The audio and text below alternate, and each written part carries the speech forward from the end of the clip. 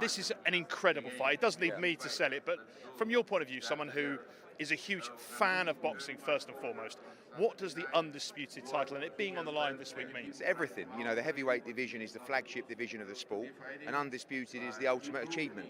You know, you bring the two together, you bring the fact that it hasn't been competed for with the 4 belts for decades, you bring in Tyson Fury, you know, you bring in Oleksandr Usyk, and you've got, you know, one of the biggest fights of our generation. You know, we've got Joe Cordina and Jai Alpatara on the undercard, but I'm here as a fan for the main event. Worked with Oleksandr Usyk before, know what he's capable of. Fury I've written off in the past, he's always proved people wrong. It's a real pick and fight, a pure 50-50, and a huge moment for the sport here in Riyadh. Let's start with Usyk, shall we? Because you're right, you've obviously worked with him. We were here when Anthony Joshua took him on in that second match in Jeddah, admittedly, but how much did he impress you that night? Because AJ, I think, learnt a lot in that first fight.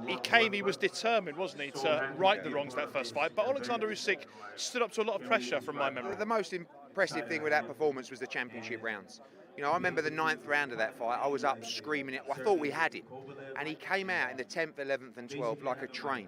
And he threw so many punches and he came on the front foot when he was hurt, when he was under pressure. And what he does so well is he adapts. You know, you have to have multiple game plans against Oleksandr Usyk because he can change it up at any time. He can box off the back foot. He can box in this little sort of ring within a ring. He can put the pressure on you. He can be a volume puncher. You know, he can move. He's got everything. And that's really... I've always got it wrong when I've picked what Tyson Fury's going to do. You know, in the second fight against Wilder, he said he's going to go on the front foot. He said he's going to walk him down. No, that was madness. He did it, and it was a beautiful tactics. In this fight, I actually think with the weight, he's going to try and box and move, a bit like he did against Klitschko in the first fight. But by doing that, he's going to let Usyk walk him down, throw those volume punches, and win rounds. You can't just win rounds by flicking out a jab and holding and pot-shotting. So Fury might have to change up his game plan during the fight. Two great tacticians, two great ring IQs in there, but really difficult to overcome Usyk mentally, not just in all this stuff, but in there on the night. You know, I remember Tony Bellew saying he just exhausts you, you know, with his pressure, with his feet, the way that you're always thinking, what's he going to do next? And he's here, he's there, he's up here, you know, and that was, you know, AJ did much better in the second fight, but not good enough to beat the brilliance of Oleksandr Usyk. You know firsthand how difficult it is to pull something like this together. What do you think's got this one over the line right now? Money. You know, that's the reality of the situation. Money in this game solves a lot of problems. You want to believe that the fighters want the legacy, and sometimes Tyson Fury will say, oh no, you know, the legacy's not important to me. Don't buy that.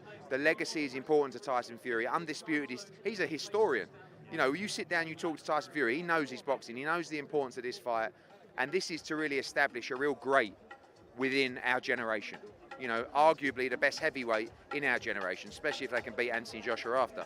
But, you know, this really is, the proof is in the pudding here. This is 1v2 on paper, and it's the best v the best.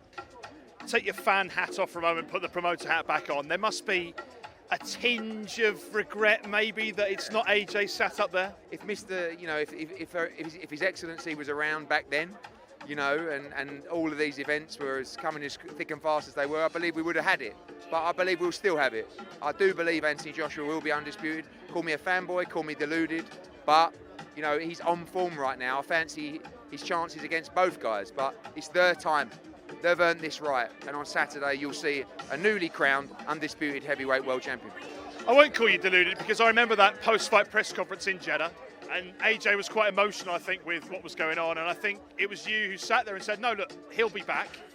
It really feels like he is back now. What change have you seen? He's a different person to, you know, seeing him back in that fight with Oleksandr Usyk back then. Tactically, he's comfortable with what he's doing. Ben Davison's been a great addition, and this is a completely different Anthony Joshua. But it's all very well saying that. You've seen it in the recent performances. Those guys are at another level. We want to prove it against the winner, but we'll see what happens Saturday. How confident are you that can happen? Or maybe optimistic? Yeah, I believe if Tyson Fury wins on Saturday, I believe you've got a situation where the entire world will call for that fight. But these guys have got 2 fights.